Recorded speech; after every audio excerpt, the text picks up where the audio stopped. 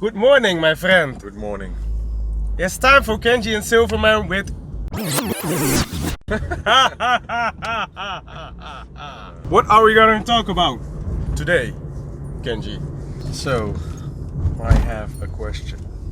You have question for me, huh? I have a question for you. So, we're just gonna keep it on tricking today.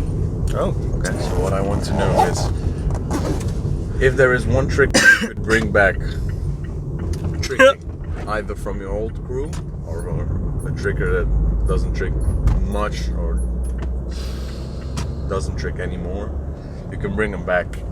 Who would it be, and why would you bring him back? Or her? That's funny. Okay. I had one in my mind, and I also think you already know who that is. Yannick. Yeah. But after that, I was thinking about Bubba Crispel. Yeah, Bubba. But Bubba Crispel would only be because I want to meet him. I've never met him before. And Yannick, because I miss training with him, basically. I learned so much from him, and also from each other, of course. Yeah, I miss him. That's basically it. Yeah. Fair enough. Yeah. So that was it for today, guys. Have a nice day. See you next time. Bye bye. We didn't have coffee, but it's okay. I'm getting out of the car while the car is driving. How about you? I think for my own environment, I would bring Gore back for sure. Because I think he was the one that, in the time that I progressed, like, the most important parts for my progression were definitely with him, supporting, pushing, and just giving the energy to go next level. But was it also vice versa? Like, yeah, it was a system. But yeah, I think for my own surroundings, I would choose Gore. And if I had to choose for an international surrounding, I think he didn't quit entirely, but I wish Velu would come back to his old level and his old way of making samplers and just progressing in his stuff. I think he was good for the European tricking community. Well, let's make that a top 3. So if I had to do international top 3, I think Phil Gibbs would be on number 2, or Scott. Well, I don't know if Phil is still tricking, but I miss his samplers. I just wish he would make... I think he's still tricking, but I think he's focusing on other things, like making money, because you have to pay your... Well, let's say I would love him to be more active again with his sampler making, and Scott as well.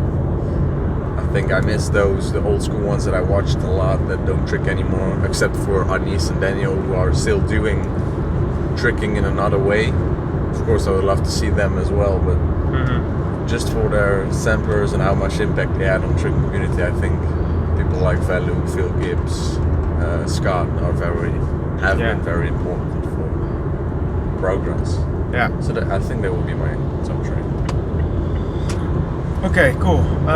So I have Yannick on the first place, because it's really personal, of course. And I also think Gore, by the way.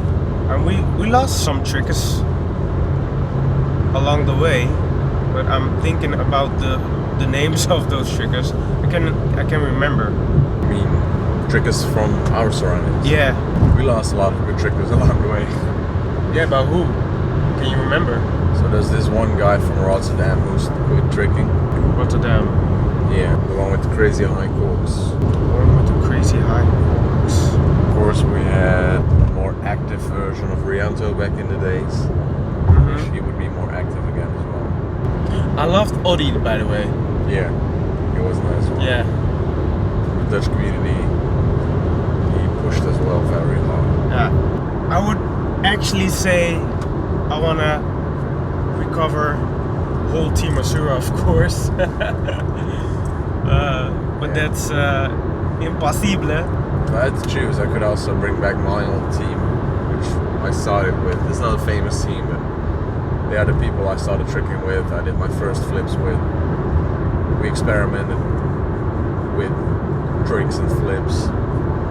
But it's so sick. Like, if you look back, my team was we were a team of 10 people. We were 6. I was the only one going on until now. and you are also the one who's Still proceeding, Yeah. tricking. That's like 1 out of the 10, 1 out of the 8 people goes on with tricking. I think it was 10 years ago when I first went to your gym. A bit older, I think. Flick flack. Yeah.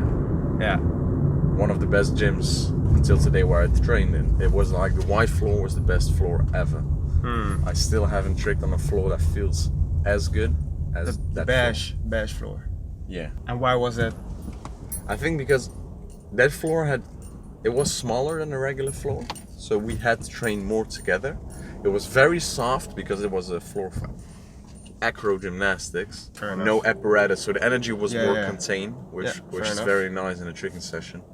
I think the setup, the way it was, you had the plyo floor next to a foam pit. The same thing as where Shosai and Zen can now train. I think that was very beneficial. Yeah. It was very True. you had the perfect setup to learn to check if you can do something on ground level, but still you could crash it safely. Yeah, exactly. And I Yeah. think True that that. setup taught me like almost every hard trick I knew in that time I tried there. Yeah, not true. And best is a little bit different. Best is a little bit different because the gym is bigger. The floor is not as soft as well. There was something about the soft top layer which made it even more comfortable to crash into it. The foam pits are all on the back, so you can you can start from ground level, but that part isn't. It's different. plyo. It's different. Yeah. Okay, we're gonna get some coffee.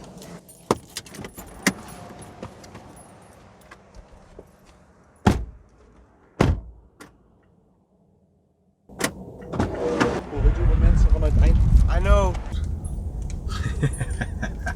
Lekker.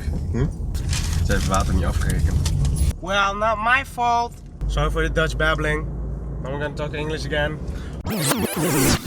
Part 2. Cool. I got another one. What was the move you struggled the most with concerning fear, and how did you overcome it? Yeah. Well, not necessarily the move. I think it was a combination of where I had to learn it. It was a double back. I was already afraid of doing things on the trampoline, so I had to do it on a trampoline because I had to learn it. It was a double fear. So for the trampoline and a double backflip, because I told myself I'm never gonna do a double flip. So eventually, I just tried it. So I learned it on the trampoline, and I just over-rotated the first backflip on the trampoline so I could fall on my back to feel how it felt. No, I learned the double flip from a Berani and then landed on my back to eventually go into back out. I tried that first, and after that another fear was coming, and that was the double backflip. And I never thought that I would be doing a double backflip. Nice. You? I mean, was the double back on the floor. Was the time when I did them more consistently. I was trying them to do on the floor. But double flips are always scary. It's also something you have to keep maintaining the feeling, for me at least. Yeah. So when I stop for a small period, I really back down on the technique and everything. So now it's getting better because I've got experience with double flips, but I didn't do it for years. I definitely want to do a double back on grass once. It's always been a goal for me as well. No, for me not. I don't necessarily have a love for double backflips. It was just overcoming my fear. That was my biggest achievement, overcoming my fear, not the double backflip itself. I don't know. I don't even know how to like. I don't necessarily find a double backflip nice to see actually. It breaks the flow. And if I look at gymnasts, they can do it too good. No, I would never put a double backflip in a combo of mine. For me, it's not necessarily to do it in a combo. It's just the skill of doing it. It's just like something.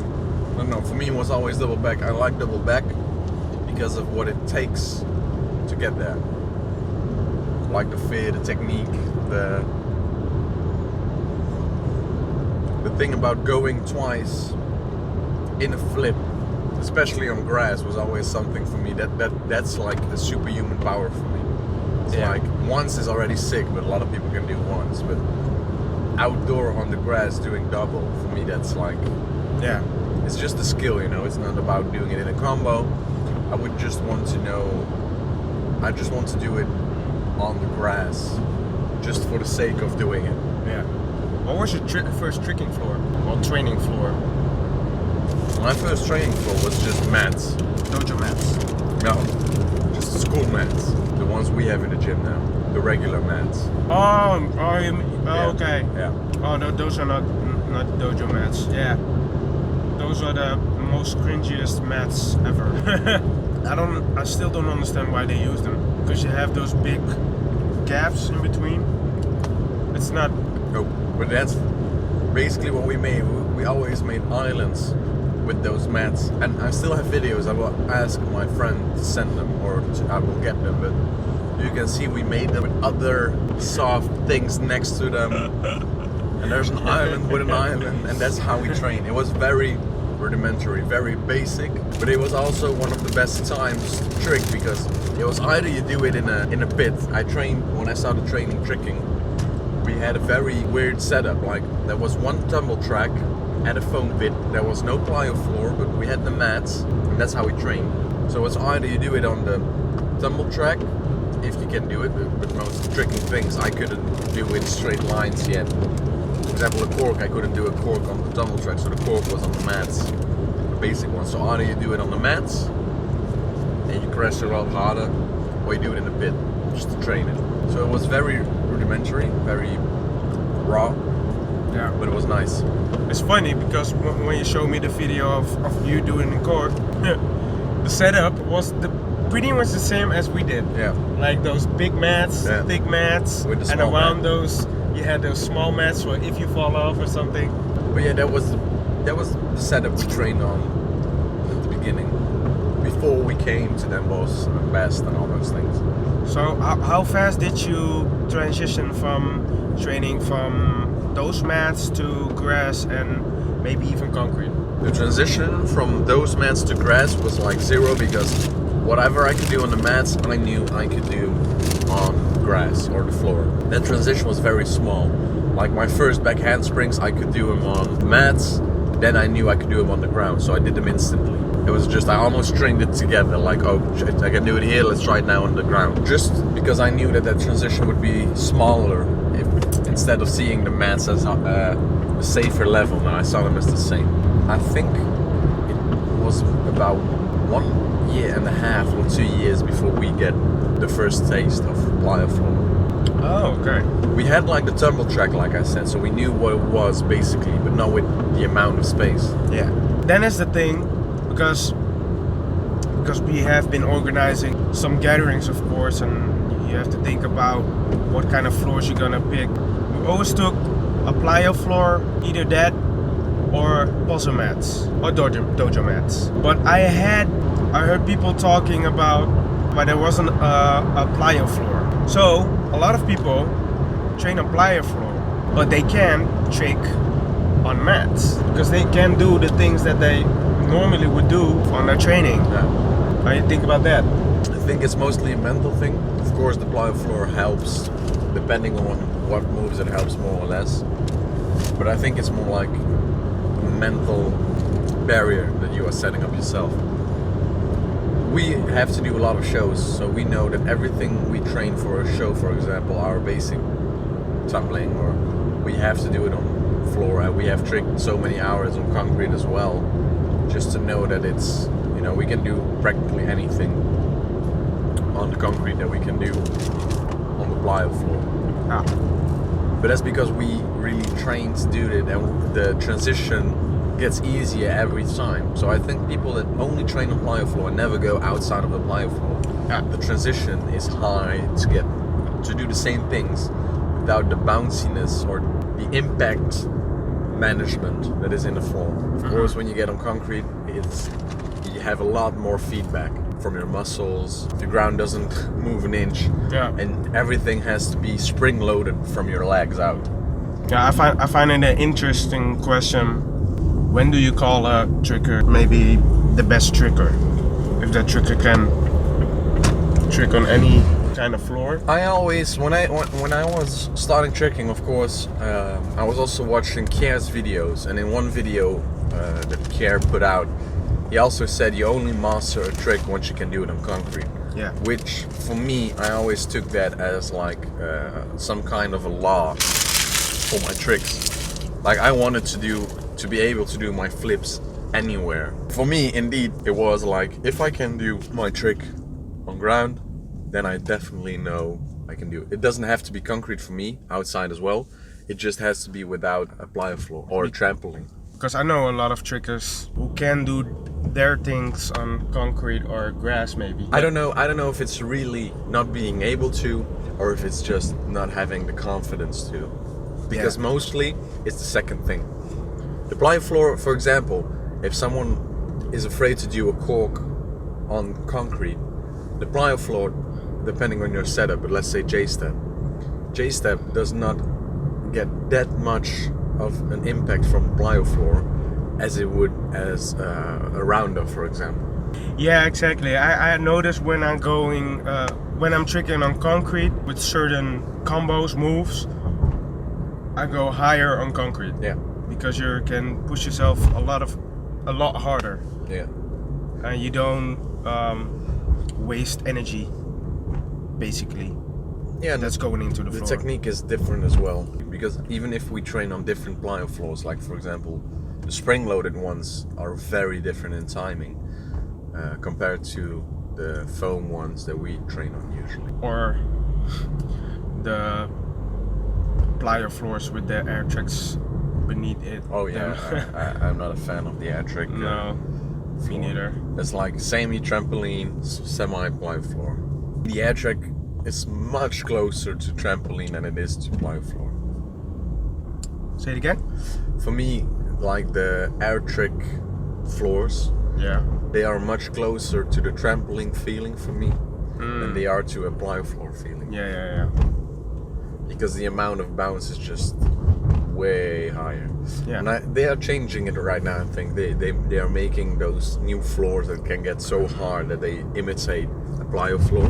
But I don't know. It's still bouncier than a plyo floor for me, which is obvious the material they are using, because it's still a soft material filled with air. So if there's enough pressure, it will dent much more than wood. If we talk about the floor at Hooked, do you know if those that floor has springs? Like, depending on which one. The blue ones, they have springs.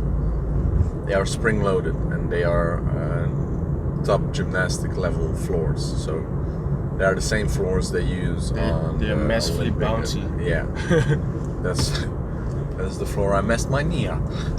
It's just because the timing is so different. Yeah, I don't know if I'm in between. I like it or I don't like it, and I think it's because I don't know how to handle that floor.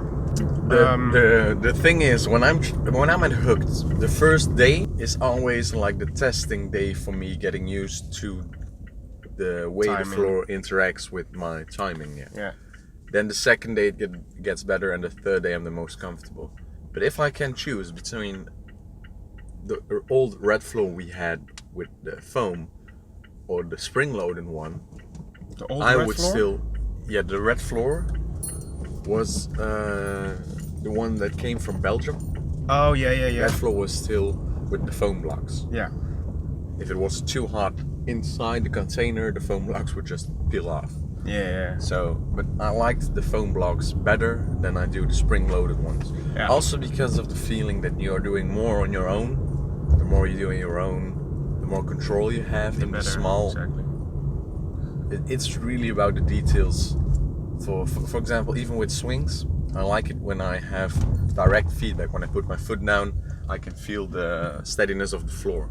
Yeah. And with the bouncy floors, because you get so much higher so fast, I think it's a lot harder for the tricks we are doing, because like I said, we don't use with a lot of tricks you don't use the floor that much.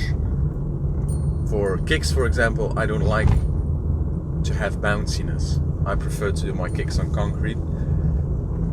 But on plyo, you can already feel that it's, depending on the kick, you can have a bit of bounce. But with the rotational forces that you have, for example, 540 rep 9, with combination of spring floor, that takes a lot more stress on the knees as well. Yeah, I cannot say that because I haven't done that on concrete. So what's your if you can train the rest of your life on one floor, which floor would you pick? For the rest of my life, I would choose a basic plyo floor, just a wood one with the foam blocks, just to preserve my body more, because I love to trick outside or on dojo mats, but that just, in the end, it still takes a lot of impact on your on everything. So I prefer to have the plyometric foam one. Okay. What about you? Grass. I'm what they call backyard tricker. I have the feeling that a grass floor is still kind of bouncy. It has a kind of bounciness to it. A softness, bounciness, I don't know. It definitely has like some sort of feedback. Yeah. Because the earth is dense, so it absorbs impact, and then if you pressure hard enough, you can take off easily as well. My first double corks, I felt much more comfortable doing them on grass than on plyo floor, just because I knew when I would hit it at a certain angle, I wouldn't get the blowback from the floor, so my ankles wouldn't sprain. Okay. So when I did my first touchdown race double corks, I did them on grass. Yeah. Prior to doing them on plyo. Well, the difference for me, if I compare grass with plyo, on plyo I feel godlike because I don't know. Sometimes it's like if I do, for instance, a double or a pop hyperhook, I feel so big instead of grass. But grass feels more earthy to me. It's like I'm grounded. Yeah. And yeah, I've done a lot of grass sessions when I was young. Yeah. Okay, Man. I wouldn't thought you were choosing plyo over grass. Yeah. It's just for if I choose in the long term plyo, if you use it correctly, it preserves your joints. And I think if you train on grass a lot, of course you would adapt as well, but the impacts for big moves would still be bigger than on plyo floor. You can still disperse if you want to. Yeah. So that's why I would choose plyo floor for the long term. But yeah, grass is definitely a big contestant as well. So yeah, we arrived at the place where we have to work today again. Tomorrow another day. See you guys tomorrow. I'm rehearsing my lines now. Hey Naomi, is your sister here? See ya. See you guys. Yeah.